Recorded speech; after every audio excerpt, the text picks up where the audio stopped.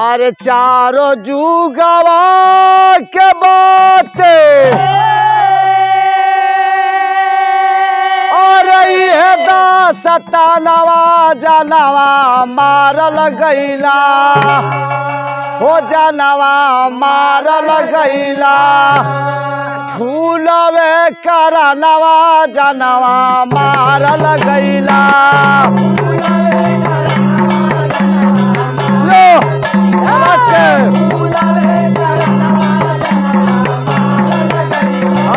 फूलवे करनवा जनवा मारल गईला छटक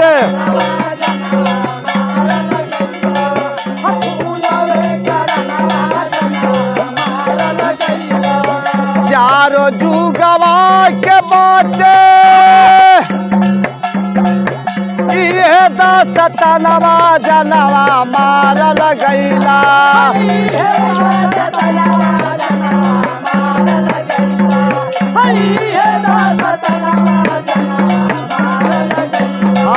फूलवे करनवा जनवा मारल गईला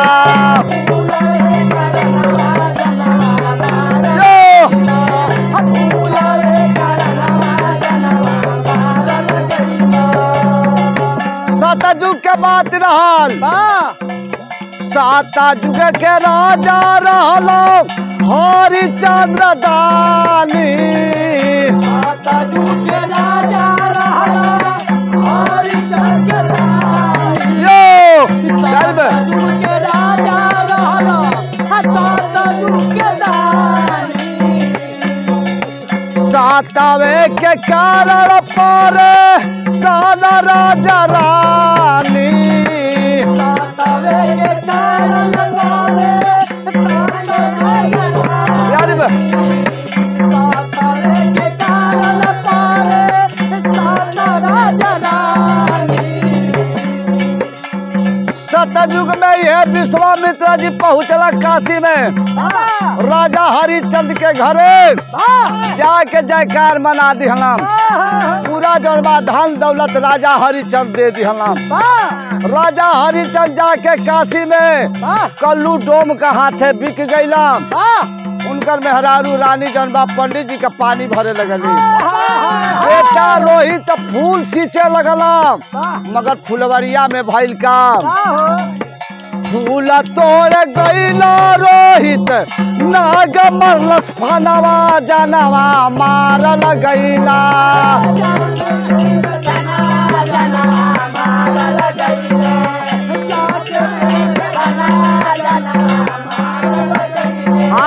फूलवे करनवा जनवा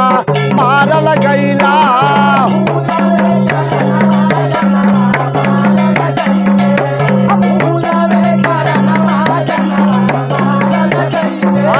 फूलवे करनवा जनवा मारल गईला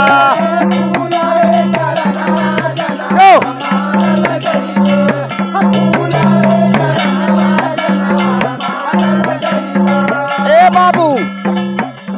त्रेता के बात आ गई बाली सुग्रीव दोनों भाई रहला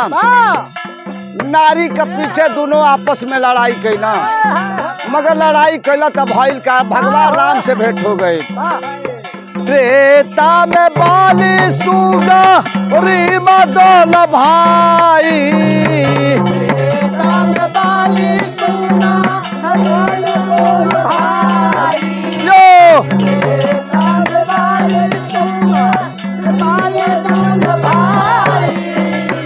नारी कारण कैला आपस में लड़ाई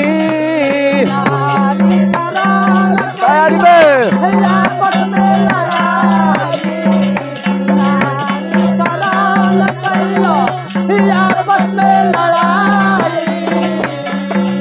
ए बाबू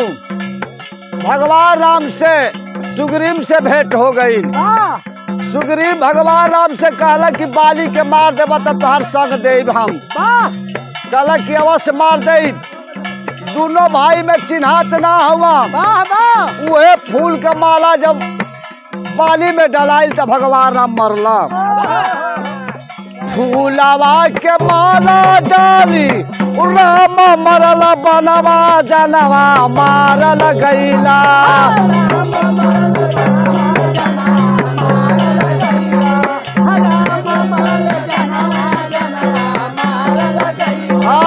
फूलवे करनवा जनवा मारल गैला लोला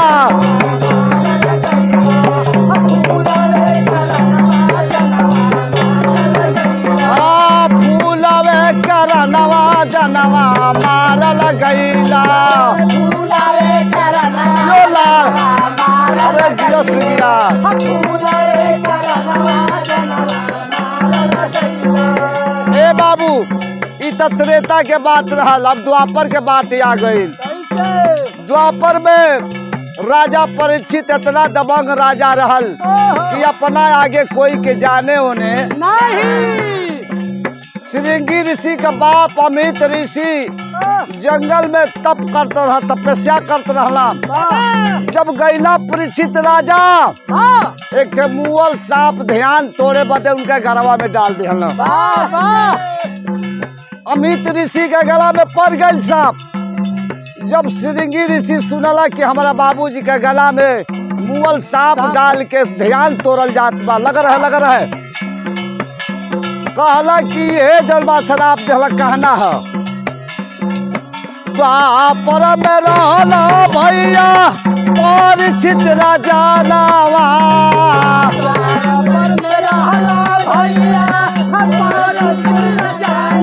लग रहा है।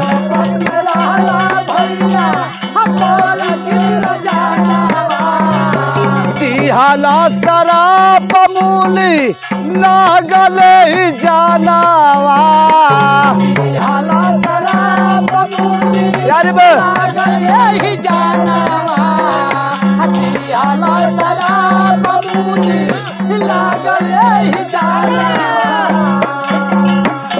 फूलवा के माला माली फूल के माला डेली राजा के परे मगर शराब हट टूटी ना है भैया। कोई कोमल के फूल का कोड़ी में जलवा साफ रहल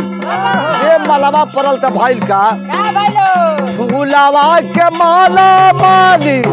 डाल गार दनवा जनवा मारल गैला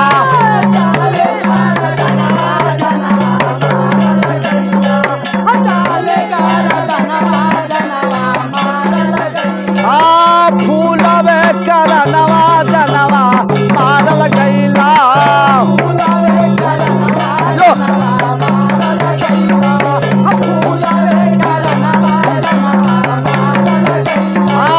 फूलवे करनवा जनवा मारल गैला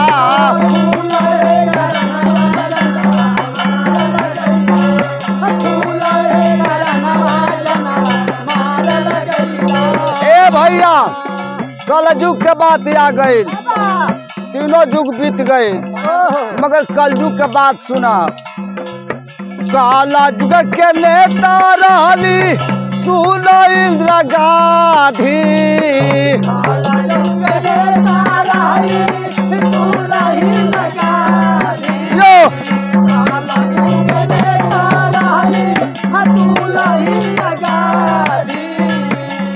नहीं का बेटा रहला नहीं का बेटा रहला राजीव गांधी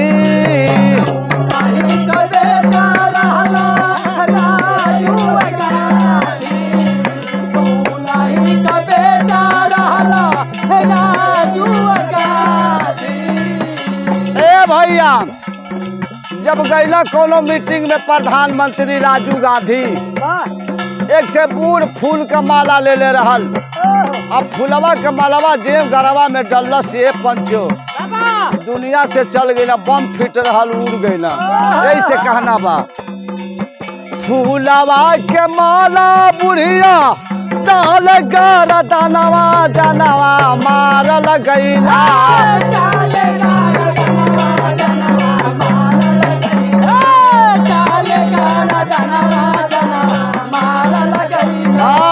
फूलवे करनवा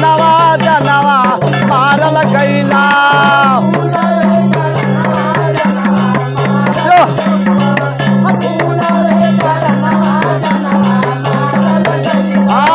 फूलवे करनवा जनवा मारल गईला